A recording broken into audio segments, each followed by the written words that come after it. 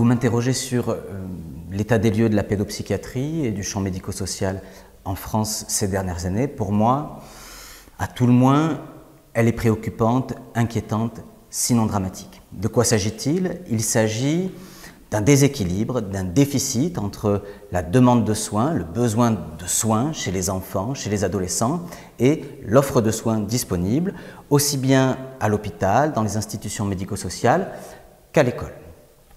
On le voit dans nos pratiques, on le voit dans les institutions, mais plus encore, ce phénomène a été largement décrit, documenté dans des rapports publics. Je pense par exemple au rapport Moreau et Brisson 2016, au rapport de l'IGAS 2018, au rapport de la Cour des comptes 2020 et 2023, au rapport du HCFE en 2023 bien sûr, et un rapport aussi qui a été publié par le défenseur des droits, le défenseur des enfants en 2021 et qui alertait sur ces enjeux relatifs à la santé mentale des enfants.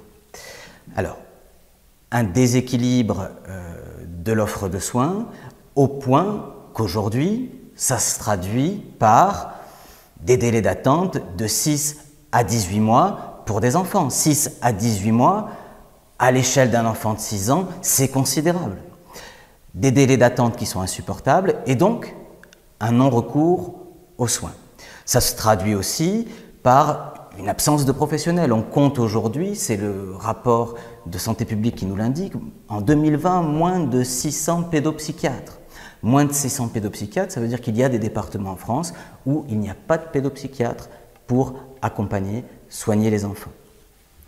Du point de vue des professionnels, ce déficit, ce déséquilibre crée aussi une perte de sens dans les pratiques. Et on voit bien aujourd'hui les difficultés à recruter dans les institutions, des collègues qui, après quelques années, arrêtent d'exercer, les difficultés à recruter des enseignants, y compris des étudiants, pour les entrer en formation dans les métiers du soin, de l'éducation, des pratiques adressées à autrui.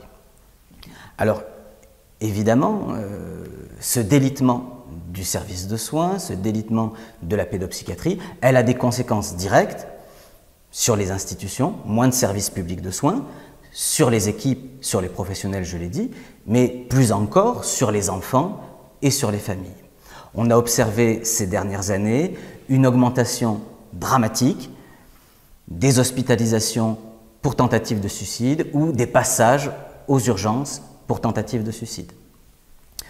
Les données qui sont publiées notamment par Santé publique France abondent une augmentation du malaise des enfants et des adolescents et les rapports que je mentionnais tout à l'heure mettent en avant que le compte n'y est pas, la réponse publique, la réponse institutionnelle n'est pas à la mesure de la souffrance psychique des enfants et des adolescents. Alors, vous m'interrogez sur les causes de ce phénomène. Ça, c'était les conséquences, les effets. Les causes, très certainement, la mise en œuvre d'une politique chevronnée de new management des institutions publiques, autrement dit, l'idée qu'on peut gérer l'hôpital, l'école comme une entreprise avec une recherche inexorable de réduction des coûts. Malheureusement, ça produit les effets que j'ai décrits et malheureusement, ça ne marche pas du tout, c'est-à-dire que les dépenses de santé, les dépenses éducatives ne cessent de croître. Au lieu de chiffrer le coût de l'action, il vaudrait mieux s'intéresser au coût de l'inaction. Donc, vraiment, je suis inquiet, je vous fais part de mon inquiétude concernant le domaine de la pédopsychiatrie et de mon point de vue, il faudrait vraiment changer de braquet. Il faudrait une volonté politique forte pour nos enfants, pour les adolescents, pour les pratiques et les institutions de la santé mentale en France. Cette volonté politique, je ne l'ai pas vue ces 20 dernières années. On a droit à des mesurettes de temps à autre, ici un numéro vert, ici un semblant de dispositif, mais ça n'est pas suffisant. On peut penser que la situation que je décris est une crise. Ça n'est pas une crise c'est ponctuel. Là, c'est une crise qui dure. Les historiens vous diraient, on peut remonter pour ces logiques de réduction des coûts dans le champ de la santé et de l'éducation en France, jusqu'aux années 80-90. Et donc on est dans une crise permanente et aujourd'hui on est plutôt sur des phénomènes de rupture. Plutôt sur des phénomènes de rupture qui me font dire il est temps d'abonder massivement, de parier, de miser finalement sur le champ de l'enfance et de la santé mentale de l'enfant. On voit bien comme c'est difficile. On voit bien comme c'est difficile. Je parlais de réponses politiques qui n'étaient pas à la hauteur. Je pense par exemple au dispositif Mon Psy qui a été initié en 2021-2022. De quoi s'agissait-il? Il s'agissait de rembourser, du remboursement de 8 séances de psychothérapie, mais dans des conditions telles que le déploiement du dispositif s'est avéré catastrophique. Pourquoi? Parce que, premièrement, ce projet a été fait sans concertation auprès des personnes intéressées, les syndicats, les associations de psychologues, et cette mise en œuvre a été faite à l'appui d'un levier qui est la paramédicalisation de la psychologie. La psychologie est une pratique à part entière, un champ de pratique à part entière, mais c'est aussi une discipline scientifique, universitaire, des sciences humaines et sociales à part entière, et donc ce mouvement de forçage d'une paramédicalisation des psychothérapies a été très mal reçu dans le champ et donc compromettait un peu d'emblée sa mise en œuvre. Ça, c'est pour l'avant. Hein. Mais après, rétrospectivement, qu'est-ce qu'on voit? On s'aperçoit qu'une fois que le dispositif a été mis en œuvre, il suscite plus de résistance que d'adhésion. C'est-à-dire que les psychothérapeutes ont été plus nombreux à faire des listes, des saisines, des recours contre le dispositif plutôt qu'à s'y inscrire. Et du côté des patients, c'est la même chose. Ils ont été très peu nombreux à fréquenter le dispositif et quand ils l'ont fréquenté, c'était pour une séance, 2 séances, 3 séances, jamais plus, alors que c'était 8 séances qui étaient remboursées. Autrement dit, pas d'adhésion des patients dans le dispositif. Et ça, c'est pour une raison qui me semble très claire et qui tient à l'essence de ce que sont les psychothérapies, mais aussi à l'essence de ce qu'est la psychanalyse. Le soin psychique, il peut être orienté, il peut être indiqué, mais d'aucune manière, il ne peut être prescrit. Le transfert, ça ne se prescrit pas. Et donc, face à cet échec, à cet aveu d'échec, à l'état des lieux que j'ai dressé, la question est: quelle politique de soins, de santé voulons-nous pour nos enfants et nos adolescents? Et de mon point de vue, elles doivent être beaucoup plus ambitieuses.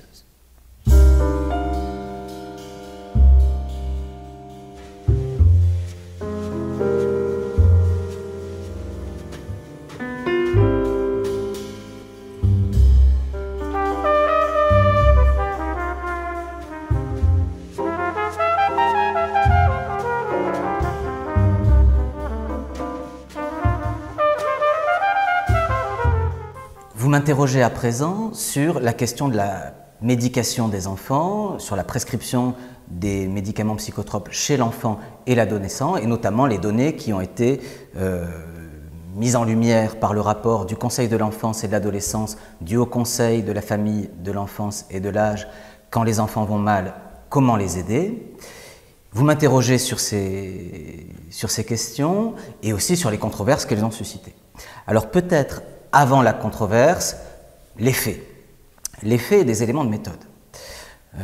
Les données qui ont été présentées par le Haut Conseil reposaient sur 3 sources principales. La première source, les données de l'Agence de sécurité du médicament, qui ont été sollicitées par le Haut Conseil, qui ont été transmises par la NSM et qui sont extraites des bases de données de santé. Deuxième source, des données qui sont extraites d'un site qui s'appelle OpenMedic et qui est mis en ligne par la CNAM et qui répertorie l'ensemble de la consommation de médicaments psychotropes en France. Ce sont des données publiques qu'il s'agit de traiter. Ici, en l'occurrence, elles ont été traitées par un institut de biostatistique spécialisé. Troisième type de source, des articles scientifiques qui sont parus dans de grandes revues internationales et qui ont fait l'objet préalablement d'accords auprès du CESRES, le Comité pour l'éthique et la recherche scientifique, et qui portaient plus précisément sur la prescription de méthylphénidate, de psychostimulants chez l'enfant. Je tiens à dire que ces données qui sont mises en exergue par le Haut Conseil, elles sont précieuses. Elles sont précieuses parce que il s'agit de s'appuyer sur la puissance des études statistiques, épidémiologiques, pour venir interroger des enjeux cliniques, démographiques, institutionnels et sociaux qui se rapportent au diagnostic et aux soins des enfants. C'est pour ça que je dis qu'il s'agit de faits. Avant la controverse, je présente des faits. Et les faits, ils sont sans appel. C'est-à-dire que l'ANSM et le groupement d'intérêt scientifique EPIPHAR mettent en exergue une augmentation de la prescription de médicaments psychotropes entre 10, 20, 30 et jusqu'à 70% pour certaines catégories de molécules, juste pour l'année 2021.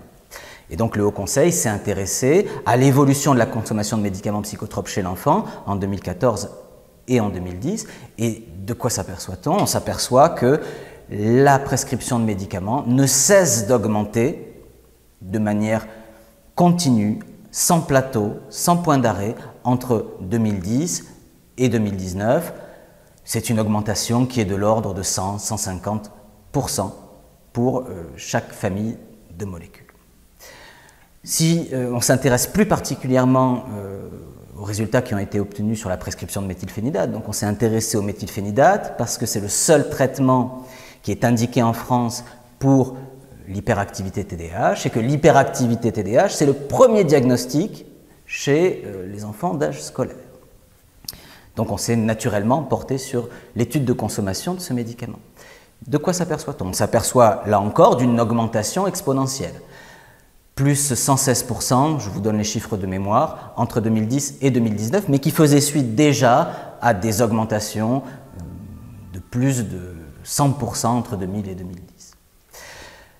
Une augmentation continue de la consommation qui est doublée de durée de prescription particulièrement longue, alors que les indications de la HAS et de la NSM pour cette molécule sont des prescriptions de court terme. Là, on a des prescriptions qui sont en moyenne de 5 ans pour des enfants médiqués en 2011 et jusqu'à 8 ans pour un quart d'entre eux.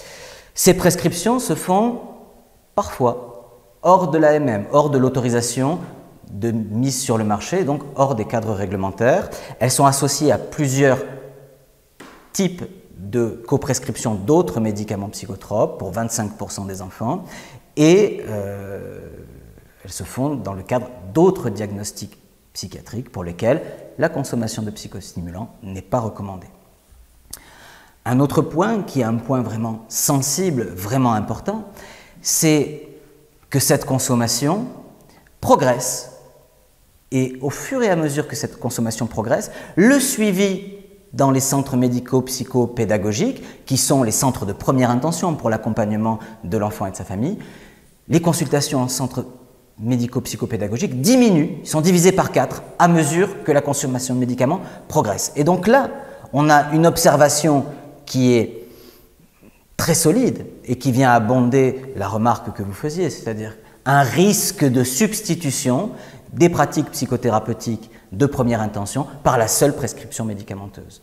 Encore un chiffre, 80% des enfants qui sont initiés par méthylphénidate ne revoient pas le médecin qui a fait la première prescription dans l'année qui suit cette initiation.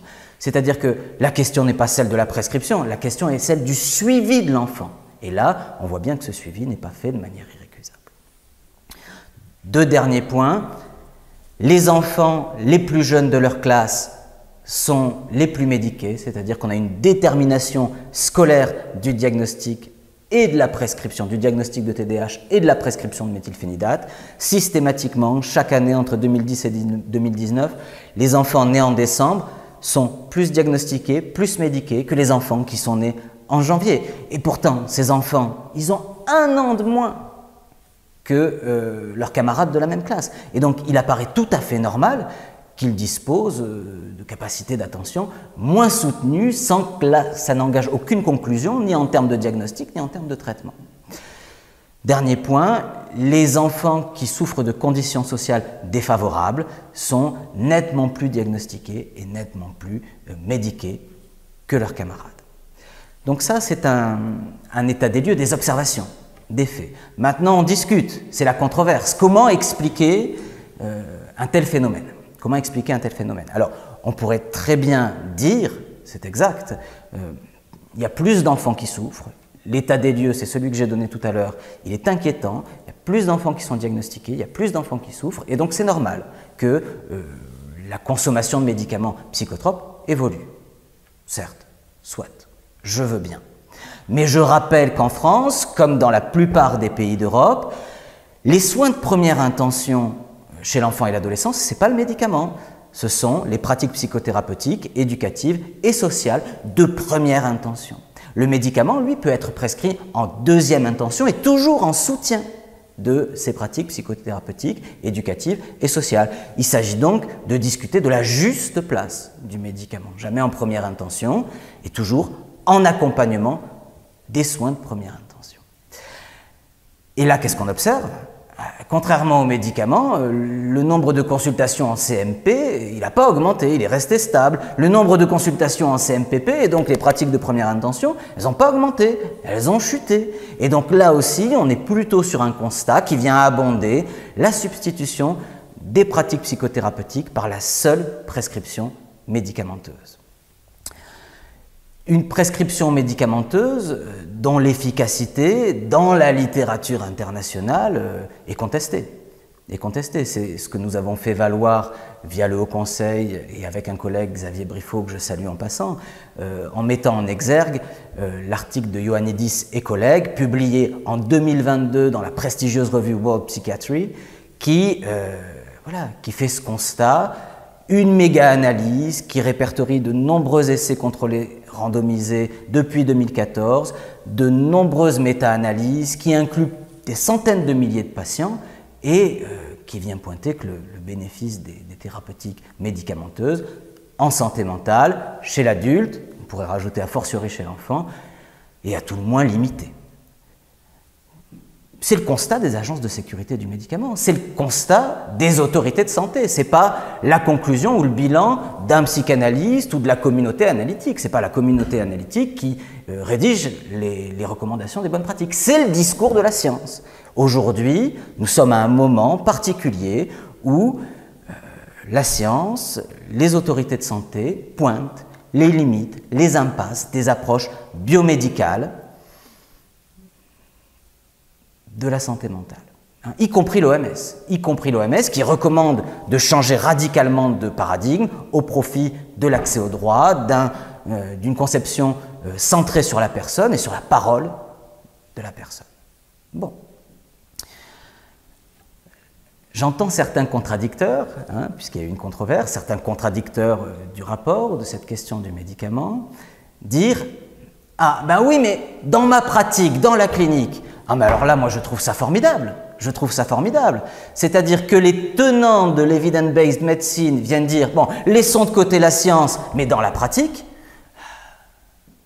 voilà, les psychanalystes disent pas autre chose. Dans la pratique, dans la clinique, dans ce qui se joue entre le clinicien et le patient. Là oui, là c'est autre chose. C'est plus le discours de la science.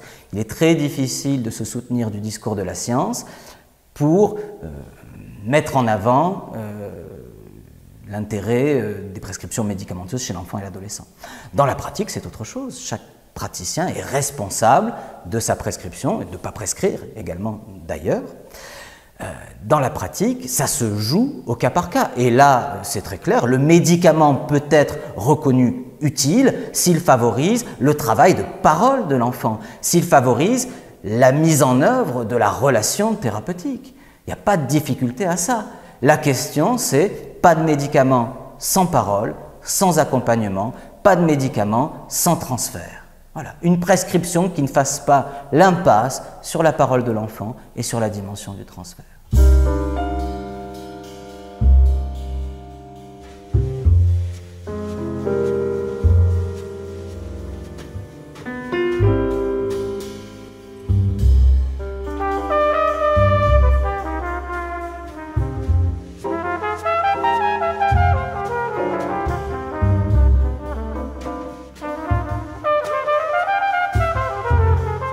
vous m'interrogez sur la question des diagnostics, à la fois un mouvement de dépathologisation dans le champ social et puis une forme de pulvérulence des diagnostics psychiatriques, TDAH, HPI, etc. Alors là, je crois qu'effectivement, il y a deux choses différentes et qui s'articulent. D'un certain point de vue, on n'est pas du tout du côté de la dépathologisation, on est vraiment du côté de l'inflation de diagnostics. Si on prend le DSM, par exemple, le DSM-3 en 1980, il y a environ 300 diagnostics pathologies. En 2015, le DSM-5, on en est à 400, 450, il y en a toujours plus. Et il y a toujours plus d'enfants diagnostiqués. Donc là, c'est plutôt du côté de l'inflation diagnostique. Quelques mots sur ces enjeux-là. Ce que nous dit la science aujourd'hui, ce que nous disent les experts aujourd'hui, c'est que cette clinique DSM, elle ne tient pas. Elle ne tient pas. Il est avéré depuis une vingtaine d'années que les catégories de DSM ne disposent d'aucune validité scientifique, c'est-à-dire qu'il n'y a aucun marqueur biologique et aucun test qui permet de valider le diagnostic. Premièrement, pas de validité scientifique. Deuxièmement, aucune fiabilité. Vous mettez plusieurs praticiens, cliniciens à rencontrer un même enfant, vous avez à chaque fois un diagnostic différent. Le DSM n'est ni valide ni fiable. Ce qui fait qu'au final, les cotations qui sont faites sont plus souvent autres types de diagnostics. C'est très généraliste. Donc là-dessus, une fois encore, on peut s'appuyer contre le discours de la science pour venir faire épissure, à tout le moins, dans ces discours qui peuvent être stigmatisants, très normatifs, dans ce mouvement d'inflation diagnostique. Alors, quel est l'enjeu? Quel est l'enjeu? Moi, je ne suis pas certain qu'il faille aller opposer à la clinique DSM, une clinique de l'inconscient, une clinique des mécanismes de défense, dire c'est pas un TDAH, c'est autre chose. Je ne crois pas que l'enjeu soit là. L'enjeu pour le psychanalyste, pour la psychanalyse, c'est la subversion. Ça a toujours été la subversion. Et donc, ce qui nous intéresse, nous, ce n'est pas le TDAH, c'est le TDAH de cet enfant-là. C'est cet enfant-là, derrière le diagnostic, au-delà du diagnostic, qui nous intéresse. J'y reviendrai tout à l'heure. Sur le mouvement de dépathologisation, maintenant, oui, on voit bien comment ça s'articule d'ailleurs dans le champ social. Toujours plus de diagnostics, toujours plus de pathologies, et puis, dans l'autre sens, comme réponse finalement, comme retour d'un réel, des mouvements forcenés de dépathologisation. Bon, moi j'y suis plutôt favorable, j'y suis plutôt sensible, j'accueille ça avec un sourire. Je trouve ça très bien, et je pense même, j'irais même jusqu'à dire que ça peut être un effet du discours analytique. Freud a considérablement subverti les catégories diagnostiques de la psychiatrie de son époque, en y introduisant une clinique des mécanismes de défense contre le réel, et donc, certes en proposant de nouvelles catégories diagnostiques, mais en subvertissant, en aménageant, en transformant le discours du maître de l'époque. Lacan y a largement contribué, et puis il nous donne des boussoles qui sont extrêmement précieuses. Des boussoles précieuses, je pense notamment à la clinique psychanalytique, c'est le réel comme impossible à supporter. Voilà. On voit bien qu'avec le dernier Lacan, je crois qu'on est en 1977, on voit bien comment avec le dernier Lacan et cette clinique du réel, on n'est plus sur une clinique du symbolique, on n'est plus sur une clinique du signifiant et du savoir, on est justement dans les phénomènes de rupture de la chaîne signifiante. On est sur quelque chose qui excède, qui déborde ces questions des références diagnostiques. Et c'est ce que vient, de mon point de vue, accentuer Jacques-Alain Miller avec clinique sous transfert, clinique ironique, une clinique sans l'autre, une clinique du sujet, et une clinique du sujet où les questions de structure, elles concernent le rapport intime, charnel, du sujet au signifiant, et pas tant des grilles ou des nomenclatures de diagnostic. Et donc, oui, j'ai plutôt envie d'entendre ce mouvement de dépathologisation comme un effet logique du discours analytique. Je m'en explique. Là encore, je prends ça chez Jacques-Alain Miller, je crois qu'il faut distinguer, et ça c'est très important de le dire, et c'est très important de pouvoir être entendu auprès de chacun, de cette question-là. C'est ce qui fait la différence de l'orientation analytique, de l'orientation lacanienne. On pourrait distinguer 3 champs, donc. Le champ de l'universel, du pour tous, le langage, le savoir, le droit, c'est le pour tous, c'est le champ de l'universel. Très bien, ça compte, le langage, le savoir, le droit, etc. Le champ du quelques-uns, le champ des catégories, le champ du particulier, l'universel, le particulier. Le particulier concerne quelques-uns et en pédopsychiatrie, en psychiatrie, ce quelques-uns, on pourrait y apparenter les catégories diagnostiques. Autisme, TDAH, névrose, psychose, ce sont des petits ensembles, ça concerne quelques-uns. Et franchement, c'est très intéressant à la fois de pouvoir se situer du point de vue de l'universel, des savoirs, du langage, de la loi, et puis des particuliers de ces quelques-uns, de bien être au fait des enjeux diagnostiques.